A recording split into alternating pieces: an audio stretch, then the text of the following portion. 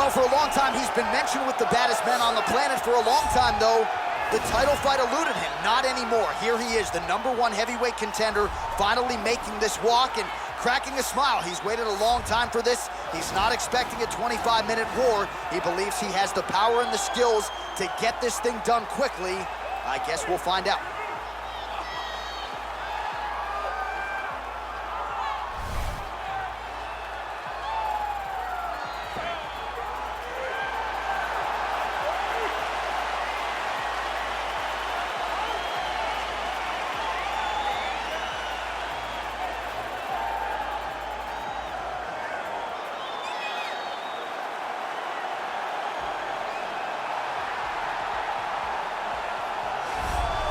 All right, so here he is making his way to the octagon for another heavyweight title defense. This has been the baddest man on the planet now for several years, and he has taken on all comers more often than not, leaving them twitching on the canvas. Knockout power for days. The question is tonight, with a challenge like this, can he walk out the way he came in as the undisputed UFC heavyweight champion of the world?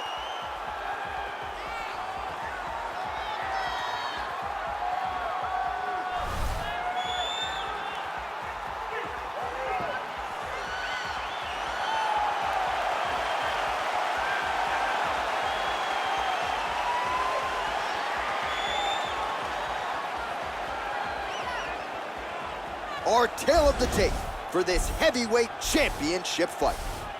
4 years the difference in age between these two fighters, with similar height and some differences in reach. The veteran voice of the octagon, Bruce Buff. Ladies and gentlemen, this is the main event of the evening. And when the action begins, our referee in charge of the octagon, Dan Mergliata. This is the moment UFC fans around the world have been waiting for. Live from the MGM Grand Garden Arena in Las Vegas. It's time! 5 round for the undisputed UFC Heavyweight Championship of the world. Introducing first, fighting out of the blue corner. This man is a kickboxer, holding a professional record of 11 wins, 1 loss. He stands 6 feet 4 inches tall, weighing in at 247 pounds.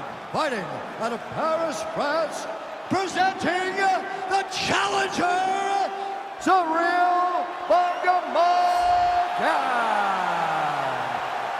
And now, introducing the champion, fighting out of the red corner.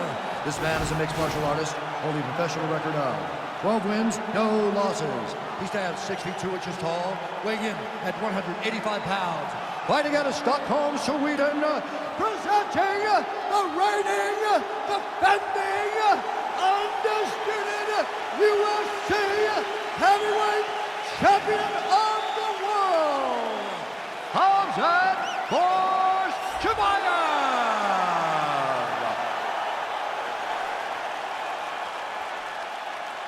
All right, this is for the UFC Championship. I want you to obey my commands at all times, protect yourself at all times. I want a nice, clean, safe fight. Touch gloves, back your corners, come out fighting.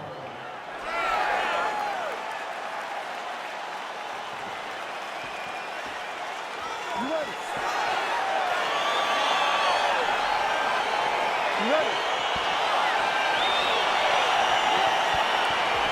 All right, crowd getting excited as this fight gets underway, and you hate to call any fighter on this UFC roster a specialist, but on one side, you have a definite striker taking on a true 5-tool player. And you see a guy in the striker who knows exactly who he is. He knows where the fight needs to be. He knows what he has to do in order to be successful. Let's see if he can keep his opponent off of him. Oh, beautiful jab by him there, really taking advantage of what is an obvious edge and reach. Leading from his cheek now. Nice job to prevent the takedown and scramble to his feet. Big punch lands over the top. How's he going to follow this one? Oh, single collar tie here. Hey, finally gets the takedown. It wasn't for any lack of effort, but finally that shot was good enough to get his opponent down. I don't know how many times times, John, I could have watched this guy shoot takedown attempts without securing one. It's almost like out of pity. You feel good for him to finally get it done. Now what does he do with this top control? All right, working out of side control here. His opponent trying to control posture, but you got to be careful here. Now, the guy's attacking the triangle. He finds himself in trouble because he got a little bit lazy in the full guard. Looks like he's trying to manipulate the head. This could be tight. Watch triangle, watch triangle. Needs to push the arm to the side. Get his head against the mat. Now watch, as he goes to the finish, watch his chest go to the mat. He goes flat, all weight to his. He might have got him with a choke.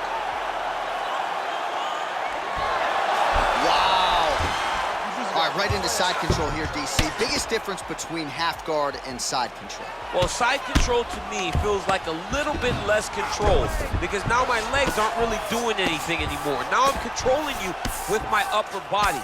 So I've got to be very, very aware. It's still advantageous, but it just seems a little more free-flowing than having something like a half guard. Useful strike there. The ground and pound on point tonight. A lot of top pressure being applied here.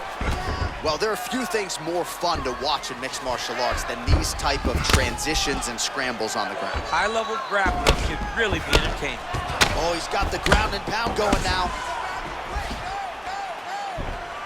Outstanding ground and pound here. Somewhat of a lost art in MMA, at least in terms of making sure that every strike counts. Not an issue for him. He's making every single one of them count.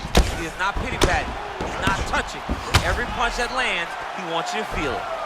Solid strike on the ground. He's putting him in exactly the position he needs to be in right now. He's able to relax here.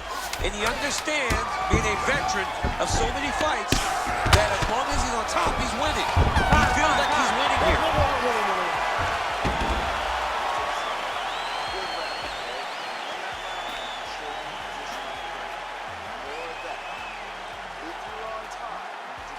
All right, so the takedown's the big storyline in that previous round. Let's look back at some of the highlights, DC, and got to be pretty discouraging to get grounded that many times in one round. Oh, it's so discouraging because all you want to do is let your offense go, but every time you're getting dragged to the floor constantly. You're starting to get fatigued. He's starting to wear on you. Let's see what type of effect it takes on his offensive approach as the next round starts. All right, here we go with round two. Oh, he landed a beautiful straight punch there, DC. He's got an edge in reach and certainly is making it count in this one. Big, powerful punch lands. Now we get back to range. Oh, now gets an underhook to get a more dominant position. Whoa! What a fantastic strike to throw at the exact right moment. He deserves this moment. Go finish his fight. Now goes in and secures the takedown. Oh, he postured up there, gained some valuable separation. And now the ground and pound starts. Working off of his back here. Looks like he may try to hip escape. All right, try to pass here. As Glover Teixeira might say, not today. Not today. Great job of following with the hips, keeping those legs locked and keeping them in full guard.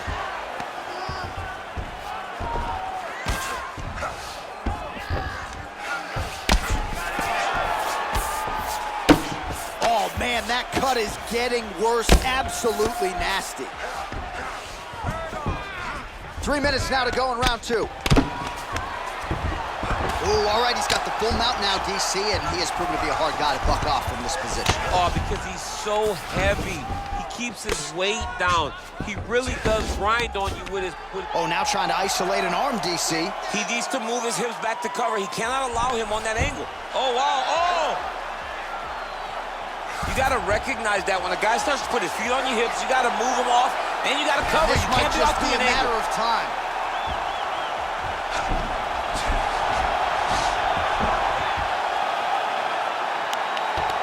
There it is, so he taps out due to the arm bar tonight. High-level grappling. I mean, he had to tap. If he did not tap, this man is not opposed to snapping his arm. Right. Sometimes it's better to live to fight another day, but hats off to this fighter on a great submission victory.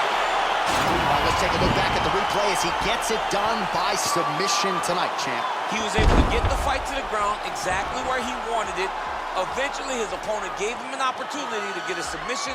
He did that, and he should be very proud of the work he did tonight in the octagon.